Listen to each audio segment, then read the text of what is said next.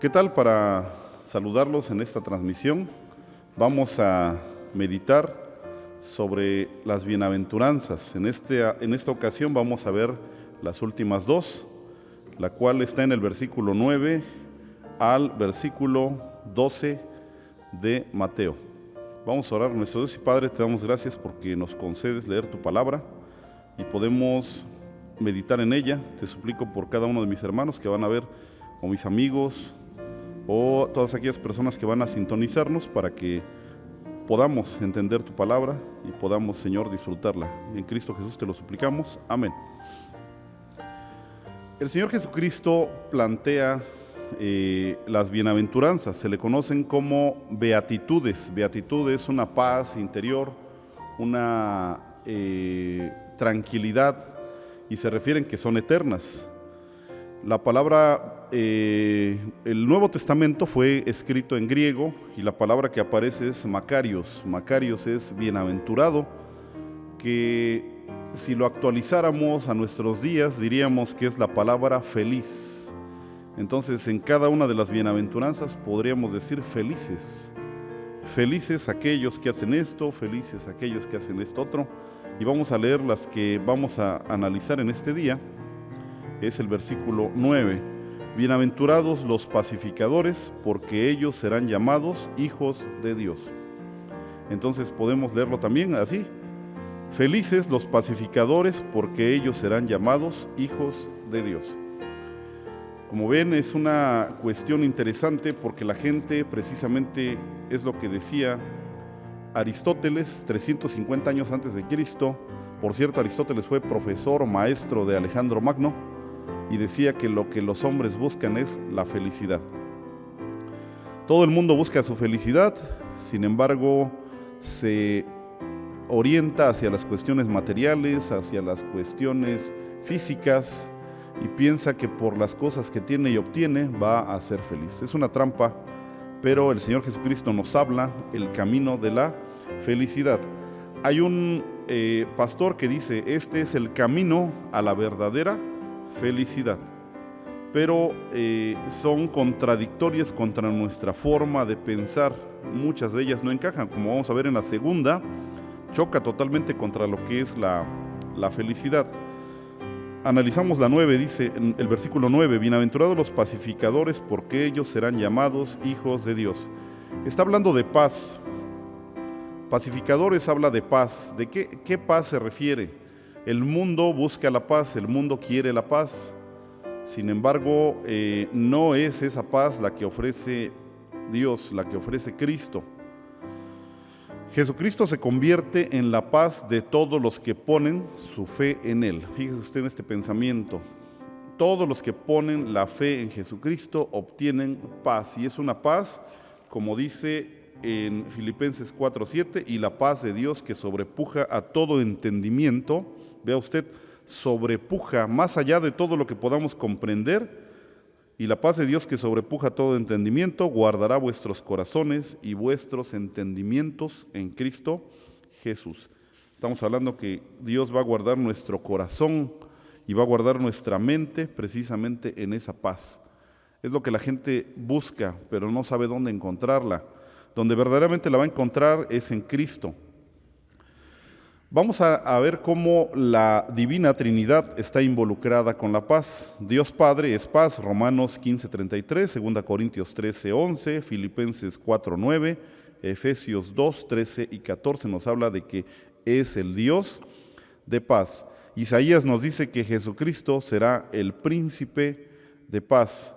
El Espíritu Santo, uno de sus frutos, en Gálatas 5:22 nos dice que es la paz. La Divina Trinidad está involucrada y relacionada con esa paz que sobrepuja a todo entendimiento. Curiosamente, entre los hombres el negocio más grande de todos es la guerra. Se manejan millones y millones de dólares en la fabricación de armas. Hay una lucha muy fuerte entre Estados Unidos, Rusia, China, por hacer las armas y tener el mercado de armas del planeta Tierra. En Estados Unidos financian presidentes, financian campañas para que queden sus intereses protegidos y sigan ellos fabricando armas y el Congreso les autorice grandes presupuestos para hacer la guerra. Es un negocio la guerra. El hombre busca la guerra, Dios busca la paz. La caída de los ángeles y de los seres humanos en pecado es lo que trajo precisamente la guerra contra Dios. ¿Por qué? Porque los ángeles caídos y los seres humanos que somos pecadores queremos hacer nuestra voluntad, la cual va en contra de las leyes de Dios. Entonces estamos en continua guerra contra Dios. Tenemos un versículo en la epístola a los Romanos, lo invito para que lo encuentre. Dice Romanos capítulo 5, que nosotros tenemos paz con Dios, pero no nada más así, sino tenemos paz con Dios a través de Jesucristo. Dice, justificados pues por la fe ¿en quién? En Jesucristo. Tenemos paz para con Dios por medio de nuestro Señor Jesucristo. Entonces, esa es la paz que sobrepuja a todo entendimiento. ¿Qué es lo que genera la guerra? La guerra la genera el ego, la guerra la genera el pecado, el egoísmo, el buscar los intereses propios es lo que lleva hacia la guerra. Cuando hay egoísmo, se presenta la guerra entre las naciones, la guerra entre las personas, pero cuando se renuncia al ego, automáticamente viene la paz. En la bienaventuranza que estamos viendo, Cristo nos invita a restituir la paz perdida en la caída. Adán fue creado perfecto y estaba en paz con Dios, pero cuando pecó, entró en conflicto con Dios. Cristo nos llama a restituir esta bienaventuranza, esta paz después de la caída. Shalom, por ejemplo, es la palabra que usan los judíos para decir paz, pero no es así nada más como decimos nosotros paz, sino ellos quieren decir que todo el bien de Dios, toda la misericordia de Dios, toda la tranquilidad que Dios pueda dar, esté contigo. Es lo que significa esa palabra shalom. Y de ahí se deriva la palabra Jerusalén, porque será una ciudad de paz. Ahorita si nos hablan de Jerusalén, ¿quién puede decir Jerusalén es una ciudad de paz? Nadie me lo va a creer. Si yo les digo Jerusalén va a ser pacífica, se van a reír de mí. Pero cuando venga Jesucristo a reinar en su reino milenial, entonces será una verdadera y auténtica ciudad de paz. Recuerde que Dios llama lo que no es como lo que es. Esto traerá Dios una paz impresionante a esa ciudad. La paz de Dios es una armonía y es un verdadero bienestar. No se refiere a la cuestión externa, sino a una cuestión interna. La paz no puede separarse de la santidad. Mire usted, ¿cuál es realmente el asunto de la paz? Dice ahí, justificados pues por la fe, tenemos paz para con Dios. Si cuando venimos a Cristo tenemos paz, entonces antes de tener a Cristo estamos en un conflicto con Dios, en una guerra, en una pugna. Y entonces necesitamos ponernos a cuentas y necesitamos ponernos en paz con Dios. ¿Cómo lo logramos? Miren, está Dios y está el hombre, y en medio hay un conflicto. Solamente quitando ese conflicto y colocando a Cristo y su justicia, puede haber paz entre Dios y el hombre. Ese es un diagrama que podemos generar. Está Dios, está el hombre, en medio tiene que estar la justicia, y esa justicia no es la justicia de los hombres, esa justicia es la justicia de Cristo. ¿Qué es la justicia? La justicia es una declaración de Dios como juez, es una declaración judicial en la cual se nos atribuye la santidad y la perfección del cumplimiento cabal de la ley de parte de Cristo, como si nosotros la hubiésemos cumplido. ¿Cómo? A través de la fe. No son mis méritos, no es mi justicia, es la justicia de Cristo, son los méritos de Cristo los que yo acepto y digo, Señor, yo soy pecador, yo acepto esta justicia tuya. Dice la Biblia que Dios nos imputa su justicia y nuestro pecado fue imputado a el Señor Jesucristo. Esto lo vemos en la segunda epístola de los Corintios, lo invito para que la busque, capítulo 5, y fíjese usted cómo habla precisamente, es como una extensión de esta bienaventuranza, segunda a los Corintios 5, 17. Y entonces, como Cristo nos invita a que seamos pacificadores, nos da el ministerio de hacer la paz entre Dios y los hombres. ¿Cómo? Predicando el Evangelio. Vamos a ver qué dice el apóstol Pablo en este capítulo 5, versículo 17 de segunda a los Corintios. De modo que si alguno está en Cristo, nueva criatura es. Las cosas viejas pasaron, he aquí, todas son hechas nuevas. Y esa paz que no existía, esa guerra que estaba ahí, es quitada. Y la paz es traída entre Dios y los hombres, dice el versículo 18.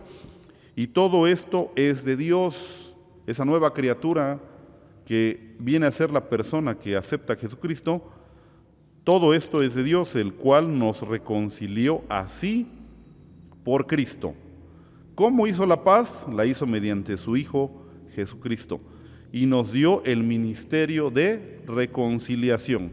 Es decir, primero hago la paz yo con Dios a través de Cristo, lo acepto mi pecado, acepto mi culpa, acepto los méritos de Cristo y ahora estoy en capacidad de hacer la paz para que los hombres se reconcilien con Dios. ¿Cómo? Predicando el Evangelio. Y es lo que dice aquí el apóstol Pablo. Y todo esto es de Dios, el cual nos reconcilió así por Cristo y nos dio el ministerio de la reconciliación, porque ciertamente Dios estaba en Cristo reconciliando el mundo así, no imputándole sus pecados, y puso en nosotros la palabra de la reconciliación. ¿Cuál es la palabra de la reconciliación? El Evangelio. Cree en Jesucristo, dice allá atrás, y serás salvo. Así dice el texto. Así que somos embajadores en nombre de Cristo. Fíjese cuál es la calidad de un verdadero creyente. Debe ser un embajador en el nombre de Cristo. Como si Dios rogase. Fíjense cómo lo plantea. Dios te está rogando por medio nuestro. Os rogamos en nombre de Cristo, reconciliaos con Dios. Reconcíliate con Dios. La Biblia nos dice, Dios te está rogando, reconcíliate con Dios. Esa es la invitación que te hace. ¿Y cómo lo hace? Dice el versículo 21, al que no conoció pecado, hizo pecado por nosotros. Dios le imputa nuestros pecados a Cristo. Pero dice más adelante, para que nosotros fuésemos hechos justicia de Dios en él. Dios nos imputa la justicia de Cristo y nuestros pecados son imputados a Cristo. Es algo tremendo, el justo por los injustos, y solamente de esta manera es como se hace la reconciliación.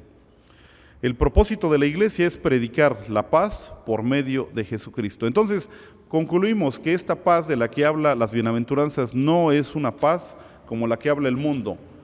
La verdadera paz no es la ausencia de guerra, la verdadera paz no es la ausencia de conflicto.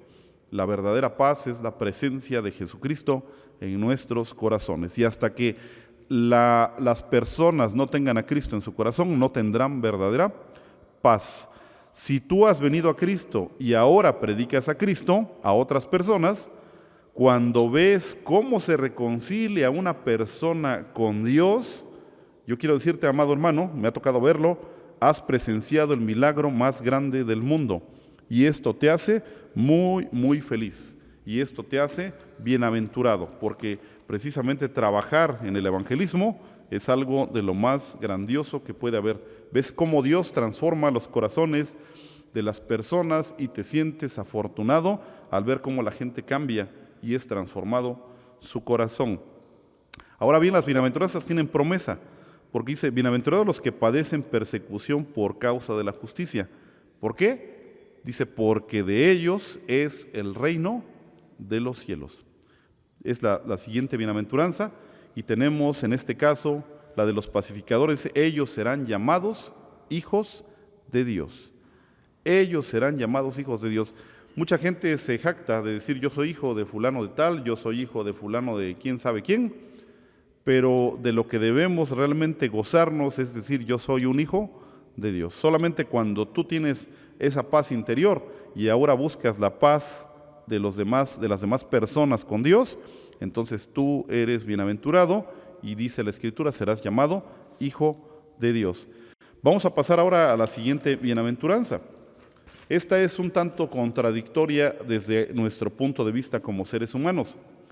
¿Cómo se puede ser feliz cuando se es perseguido? Fíjate, dice el versículo 10, bienaventurados los que padecen persecución por causa de la justicia, porque de ellos es el reino de los cielos. Dice versículo 11, bienaventurados sois cuando os vituperaren y os persiguieren y dijeren de vosotros todo mal por mi causa, mintiendo. Hay quienes ven estos dos versículos como dos diferentes bienaventuranzas. Sin embargo, habla de lo mismo. Entonces, nosotros vamos a verlo como la misma. Hay una persecución. Hablamos de felicidad, hablamos de Macarios, que significa felicidad. ¿Cómo puedes ser feliz cuando te están persiguiendo? Dice la Escritura y dice Cristo, solamente cuando lo hacen por mi causa. Cuando sucede esta persecución por causa de Cristo. ¿Cómo sucede esta situación? Los que viven justamente son los que vieron o tienen las 7 primeras bienaventuranzas. Comienza en el versículo 3, los pobres en espíritu, los que lloran, los mansos, los que tienen hambre y sed de justicia, los misericordiosos, los de limpio corazón. Todo eso habla de la justicia de Cristo dentro del creyente, dentro de la persona que tiene y busca a Jesucristo. Y esta última bienaventuranza tiene que ver precisamente con esta cuestión, con la cuestión de la justicia. Te persiguen porque tienes la justicia de Cristo. Todos los que quieran vivir piamente en Cristo padecerán persecución, dice 2 Timoteo 3:12. Así es que es casi inevitable, curiosamente, cuando venimos a Cristo comienza la persecución. De una o de otra manera, el creyente experimenta alguna persecución. Yo platicaba con los hermanos y les decía que cuando yo vine a Cristo, en mi casa, cuando le dije a mi bisabuela, que era con quien estaba, le digo, ya acepté a Cristo y empecé a leer la Biblia. Entonces mi abuela, cuando me veía leyendo la Biblia, me agarraba a garrotazos en la cabeza. En la misma casa yo padecí persecución. De alguna u otra forma tú la vas a padecer. Pero hay casos extremos como en los países socialistas, son países ateos, países comunistas, tienen el ateísmo como religión y entonces ahí se les persigue hasta que inclusive entregan la vida los verdaderos creyentes. Nuestra responsabilidad no es salir a buscar persecución, sino estar dispuestos a soportar cualquier tribulación que nuestra fidelidad a Jesucristo pueda traer, viendo esto como una confirmación de verdadera salvación. Si te persiguen por causa de Cristo, tienes que gozarte porque debes darte cuenta que eres un verdadero creyente. Si no, tenemos el otro lado. Si no quieres persecución, vive como el mundo, habla como el mundo, haz lo que el mundo quiere, guarda silencio del evangelio, ríete cuando hagan chistes de Dios. Eso cómo se propaga y cómo se hace.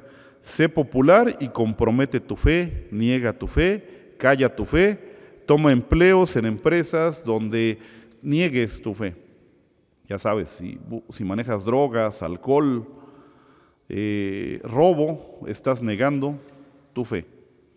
Y entonces como dice, no serás, como dice la promesa, porque de ellos es el reino de los cielos. Si tú haces todo lo que dije en estas últimas palabras, entonces no será tuyo el reino de los cielos.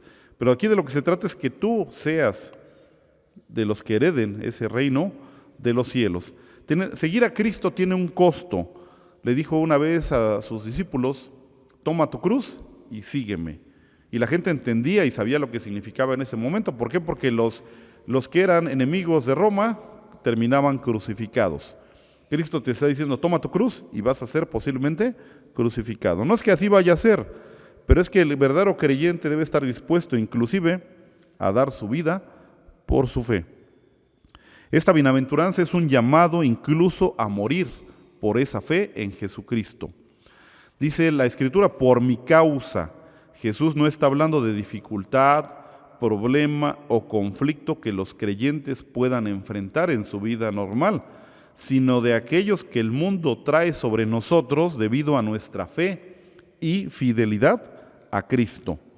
A esa persecución se refiere. No porque tú andes haciendo mal o maldades y que la gente te persiga, quiere decir que tú eres bienaventurado. No, sino cuando tú haces lo justo y lo correcto y la gente te persigue por ello, en nombre de Cristo, entonces es cuando eres bienaventurado.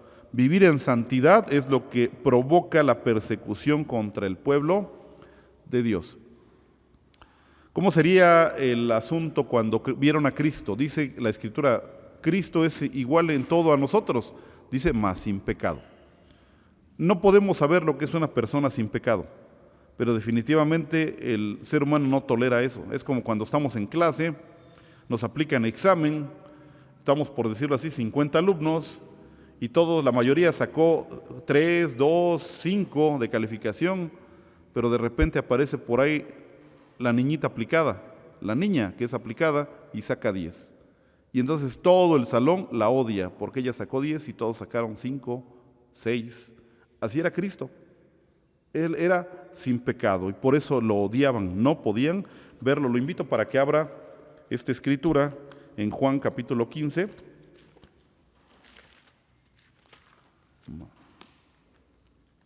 Y aquí habla el Señor Jesucristo por qué lo odiaban, por qué no lo podían tolerar. Dice el 18 al 21. Si el mundo os aborrece, sabed que a mí me aborreció antes que a vosotros. Si te van a perseguir es porque te aborrecen, pero no te preocupes, a Cristo lo persiguieron antes y lo aborrecieron antes.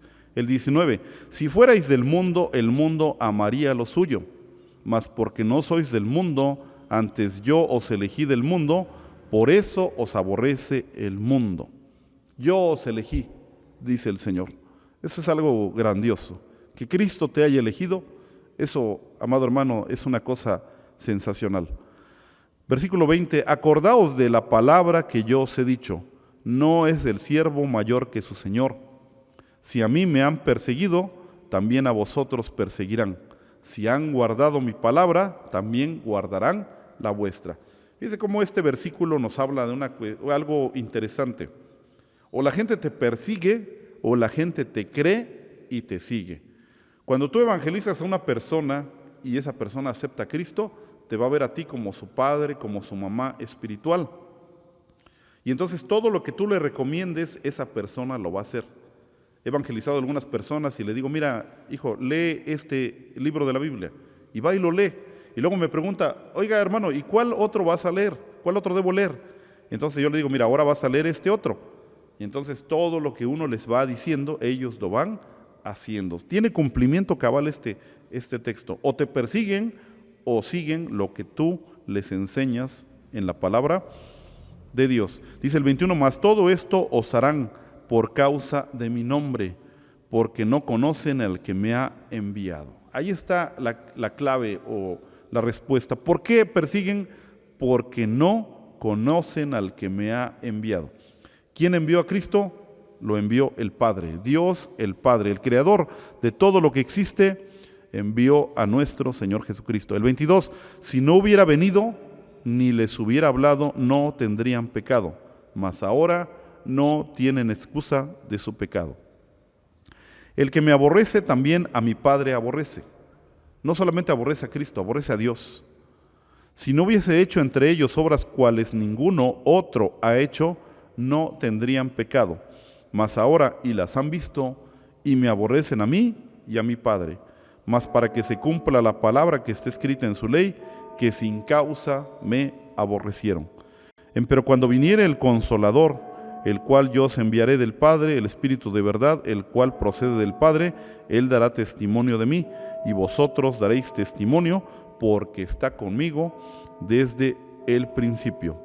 Dice, repito el 25, mas para que se cumpla la palabra que está escrita en su ley, que sin causa me aborrecieron. A final de cuentas, solamente por que el Señor Jesucristo era santo, por esa causa lo aborrecieron. Esta bienaventuranza es un llamado incluso a morir por nuestra fe. Dice el Señor Jesucristo, bendición doble. ¿Por qué? Porque si leemos el pasaje, dice en el versículo número 10, dice, bienaventurados los que padecen persecución por causa de la justicia. ¿Cuál es la justicia? Ya la definimos hace unos instantes, es la justicia de Cristo, es la santidad de Cristo, es cuando Cristo vino, cumplió toda la ley cabalmente, y eso delante del juez supremo, que es Dios, lo declara justo. De hecho, el nombre de Jesucristo, otro nombre con el que se conoce a Cristo, dice el justo, con J mayúscula. Cristo es el justo, por causa de la justicia, por causa de Cristo, porque de ellos es el reino de los cielos. Y dice el 11 también, entonces esa es una bienaventuranza, de ellos es el reino de los cielos. Dice, bienaventurados sois cuando os vituperaren. Aquí vienen tres situaciones. Vituperio es insulto, es cuestiones que nos dañan, tratan de dañar nuestra mente, nuestro corazón, pero también una cuestión física, persecución, cuando te buscan para meterte a la cárcel o incluso matarte o para dañarte. Y dice el último, dice, y dijeren de vosotros todo mal, o sea, calumnias. Y yo creo que, por ejemplo, los fieles creyentes siempre han sido calumniados. Por ejemplo, tenemos a Daniel. A Daniel fue calumniado y fue lanzado al foso de los leones por causa de adorar al Dios verdadero. Es un ejemplo. Dice, y dijeren de vosotros todo mal o toda mentira por mi causa, mintiendo. Toda calumnia por causa de Cristo, pero dice mintiendo. No porque andemos haciendo cosas malas y entonces sí merezcamos un castigo, sino porque todo esto es mentira. Y dice el 12, gozaos y alegraos, porque vuestra merced en los cielos es grande, que así persiguieron a los profetas que fueron antes de vosotros. Y entonces el Señor Jesús dice que esto es precisamente lo que padecieron los profetas. Vemos la vida de Jeremías, como él, dando la palabra de Dios, a él lo metieron a la cárcel. En lugar de obedecer lo que Dios estaba diciendo, a él lo metieron a la cárcel. La felicidad que Cristo ofrece no depende del esfuerzo propio ni de la justicia propia, sino de la nueva naturaleza que Dios nos da. Nueva criatura, leímos hace unos instantes. Ese es el tipo y grado de satisfacción que Dios desea que sus hijos disfruten, la propia paz y felicidad que Él goza. Dios es un Dios bienaventurado, un Dios feliz. Cristo es un ser bienaventurado, dice la Escritura. Y el Espíritu Santo da el fruto de bienaventuranza, de gozo, paz, dice la Escritura. Y también tenemos entonces que Él disfruta de esa paz, esa felicidad, de esa bienaventuranza, esa felicidad. Y Dios quiere que de esa paz que Él disfruta, también sus hijos disfruten. El hombre no puede obtener dicha bendición sin importar cuán arrogante, moral o religioso pretenda ser. Algunos dicen, bueno, es que como es una bienaventuranza, viene una promesa. Y dicen algunos, es malo buscar las cosas de Dios por las promesas, pero finalmente Dios nos ofrece estas promesas y debe ser un motivo para que nosotros busquemos estas bienaventuranzas. Entonces, amados hermanos, en esta última, Cristo nos invita inclusive a dar nuestra vida por nuestra fe. Llegará el momento en el que, nuevamente como al inicio de la iglesia, en la historia, el creer en Cristo costaba la vida. Actualmente tenemos esa tranquilidad y esa paz porque nosotros somos libres de buscar y de creer en Jesucristo, pero llegará otra vez el momento en el que buscar, seguir y obedecer a Cristo costará la vida. Yo los invito para orar y concluir este mensaje. Nuestro Dios y Padre, gracias por tu palabra. Te damos gracias porque nos indicas el verdadero y auténtico camino a la felicidad. Permite, Señor, que lo sigamos, permite que lo podamos entender y comprender. En Jesucristo te lo suplicamos. Amén.